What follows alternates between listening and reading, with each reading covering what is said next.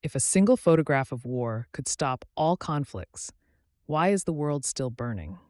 Susan Sontag's final masterpiece confronts the uncomfortable truth about our daily obsession with the tragedies of others. Susan Sontag's Regarding the Pain of Others is a profound and unsparing examination of how modern society consumes images of horror, warfare, and human suffering. In a media-saturated age, where photographs and video clips of atrocities are delivered directly to our smartphones and television screens, we are constantly forced to bear witness to the misery of people living in distant lands. But Sontag asks a crucial question. Does looking at these horrifying images actually make us more ethical and compassionate? Or does it merely turn us into apathetic spectators who treat tragedy as a form of visual entertainment? The essay begins by addressing Virginia Woolf's Three Guineas, in which Woolf famously argued that showing graphic photographs of ruined houses and dead bodies would naturally unite all people in a shared revulsion against war. Woolf believed that the sheer visual evidence of cruelty would eradicate the desire for conflict.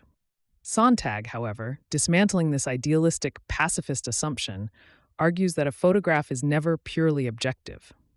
The same image of a slaughtered village that provokes anti-war sentiments in one person might be used to incite righteous vengeance and militaristic fervor in another. Photographs, she asserts, do not have a single universal meaning. Their interpretation depends entirely on the political beliefs, historical context, and personal biases of the viewer. Furthermore, Sontag meticulously explores the danger of spectacle. In contemporary society, we are utterly bombarded by violent imagery. While a shocking photo of a starving child or a war-torn landscape might initially provoke a strong visceral reaction, continuous exposure inevitably leads to emotional numbness. The sheer volume of suffering broadcasted daily transforms profound human tragedy into just another piece of passing content, a spectacle to be briefly glanced at before we change the channel or scroll to the next post. Sontag fiercely critiques this dynamic, pointing out that the ability to sit comfortably in a safe, prosperous country and passively consume the pain of those in active war zones is a morbid privilege. Perhaps the most challenging and uncomfortable argument Sontag makes is her critique of compassion. When we look at harrowing images, we often feel pity and sorrow, and we comfort ourselves with the thought that these feelings prove our moral decency. However, Sontag warns that pity can be a deeply problematic emotion. Sympathy inherently assumes distance. It creates a psychological barrier between the innocent viewer and the distant victim. By simply feeling sorry for those who suffer, we subtly absolve ourselves of any complicity in the political, economic, or historical structures that caused the suffering in the first place. Compassion that does not translate into tangible action quickly withers away, serving only as a moral mechanism to make the spectator feel good about their own supposed humanity while doing absolutely nothing to stop the actual violence.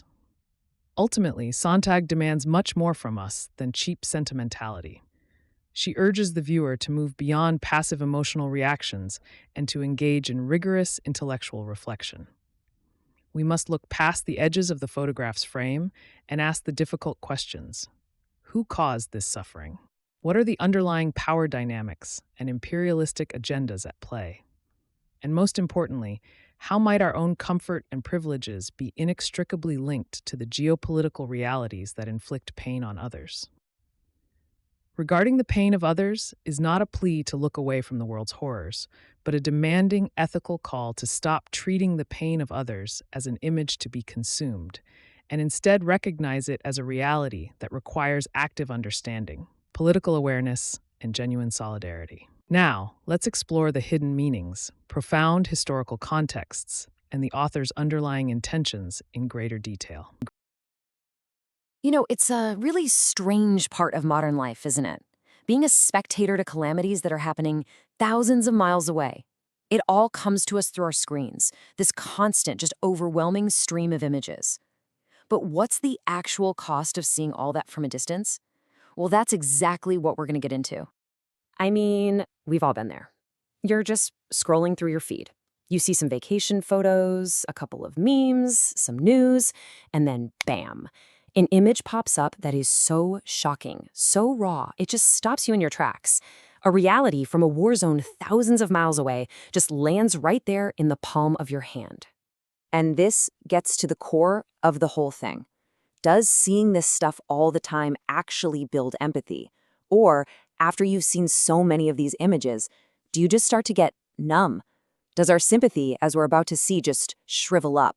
Now, this is a question that the brilliant essayist Susan Sontag wrestled with for decades. And what's so fascinating is that she actually ended up publicly arguing with her own famous ideas, which is, a pretty rare and powerful thing for an intellectual to do.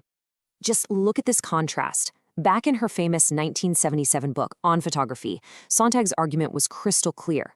This constant flood of terrible images makes them feel less real, and our ability to sympathize just dies.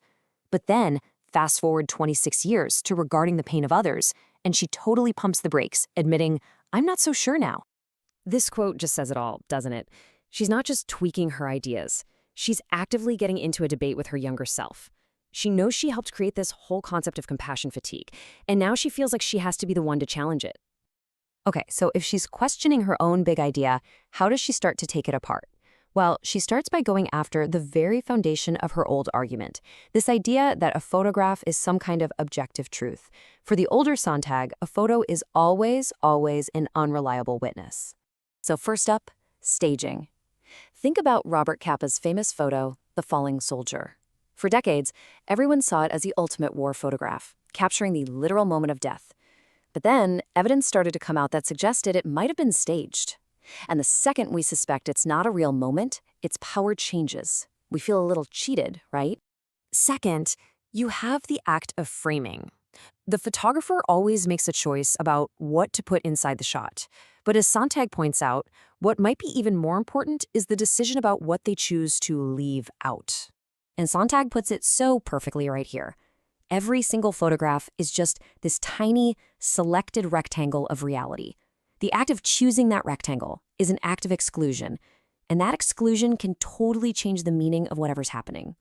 And third, and this one might be the most powerful of all, we've got captions. Sontag argues that a photo is basically just a silent object. It's just sitting there, waiting for us to attach words to it that can either explain it or completely twist its meaning. And this is a really chilling, real-world example. During the Balkan Wars, the exact same photographs of dead children were used by both Serb and Croat propaganda teams.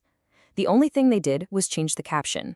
The photo itself didn't prove a thing. It was basically a blank slate they could project any story they wanted onto. All right, so if the image itself is, wobbly, what about the person looking at it? This is where Sontag turns her critical eye on us, the viewers, and she challenges this whole idea that there's some kind of collective, universal we that all sees the same thing. And this is such a crucial point Sontag makes. We just assume that when we look at a horrific picture, we're all part of this one big we that feels sympathy.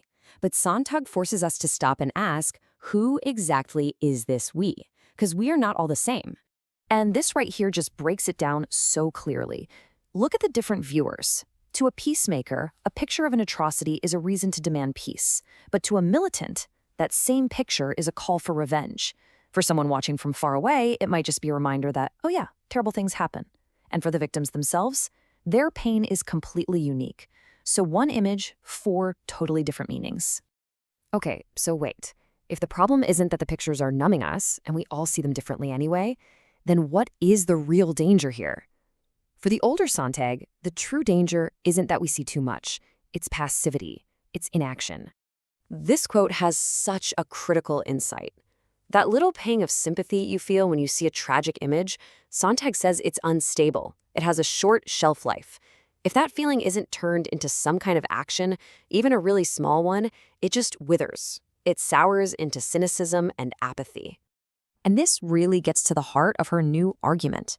We don't tune out images of suffering because we're cold-hearted. We tune out because we feel helpless. We see the horror, we feel that compassion, but then it's immediately followed by that crushing thought, but what can I possibly do about it? And that feeling of powerlessness is what really numbs us. Sontag shares this really powerful story about a conversation she had with a woman in war-torn Sarajevo who said this to her. She admitted that before the war came to her own city, she'd see suffering on the news, feel bad for a second, and then just change the channel. And she wasn't ashamed of it. She said it was normal. It's human. Our own feeling of safety creates this buffer that makes it possible to be indifferent. And this leads us to Sontag's final point, and honestly, it might be the most challenging one of all. She takes on one of our most deeply held beliefs, the absolute moral duty to remember. Never forget. I mean, you know the phrase, we hear it all the time. It's carved into monuments, it's repeated after every single tragedy, it's treated like this absolute ethical command. The idea being that remembering injustice is the only way to prevent it from happening again. But then Sontag just comes in and turns that whole idea on its head. She points to these ancient grievances, like the ones between Serbs and Croats, and argues that too much remembering can actually be toxic. It can make people bitter, it can prevent peace. Sometimes, she says, to really move on, you have to let go. You have to forget. And that's the really tough spot Sontag leaves us in. She doesn't offer any easy answers here.